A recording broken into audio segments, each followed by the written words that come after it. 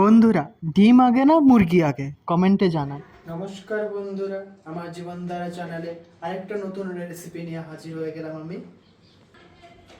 যেহেতু শীতকাল, পালং শাকের তো অনেক রেসিপি আপনারা খেয়েছেন, যেমন পালং শাক দিয়ে কচুমুলোর ঘন্ট, পালং শাক দিয়ে পনিরের রেসিপি, পালং পনির।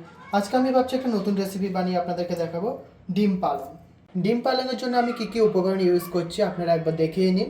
এখানে ডিম পালংয়ের জন্য আমি নিয়ে নিয়েছি পালং শাক, সেদ্ধ করে রাখা ডিম আমি খোসা ছাড়িয়ে নিয়েছি, সঙ্গে নিয়ে নিয়েছি আমি পেঁয়াজ, রসুন আর আদা। আরও ডিটেলসে আমার ডিম পালং সম্বন্ধে জানতে চাইলে আমার ডেসক্রিপশন বক্সে দেখতে পারেন।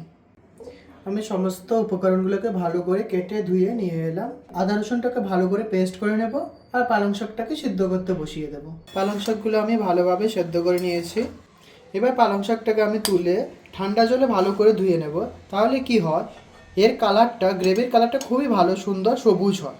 এবার সিদ্ধ করা ডিমগুলোকে আমি ভালোভাবে চিড়ে দেবো, হালকা করে চিড়ে দেবো। তাহলে কি হয়, গ্রেভিগুলো খুব ভিতরে পর্যন্ত চলে যায়। আর আমি এটাকে নুন আর হলুদ দিয়ে ভালোভাবে মাখিয়ে নেব। তেল আমার ভালোভাবে গরম হয়ে গেছে। এবার আমি এতে ডিমগুলোকে খুব ভালোভাবে লাল লাল করে ভেজে নেব। ডিমগুলোকে আমি খুব লাল লাল করে ভেজে নিয়েছি। এবার আমি তুলে নেব এটাকে।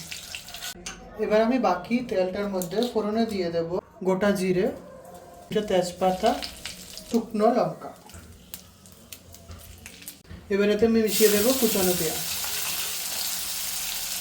পেঁয়াজ আমার ভাজা হয়ে গেছে। এবার আমি এতে দিয়ে দেবো বেটে রাখা আদা রসুন পেঁয়াজ।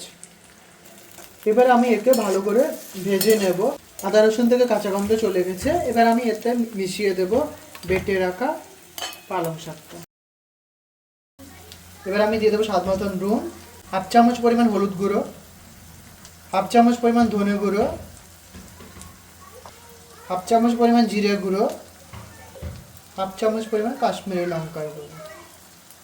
এবার এটাকে আমি মশলাগুলো ভালোভাবে মিশিয়ে এটাকে আমি কষিয়ে নেব।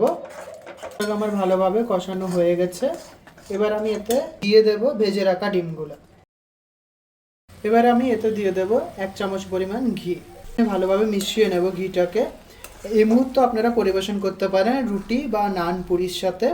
আর যদি চান ভাতের সাথে খেতে, তাহলে একটু গ্রেভি করে আপনারা জল দিয়ে ফুটিয়ে নিতে পারেন। তাহলে রেডি আপনাদের ডিম পালং। বন্ধুরা, তাহলে ভাবা হয়ে গেছে ডিম আগে না মুরগি আগে?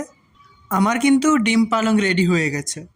তাহলে চটজলদি আমার চ্যানেলটা সাবস্ক্রাইব করে দিন আর পাশে থাকা বেল আইকনটি টিপতে ভুলবেন না।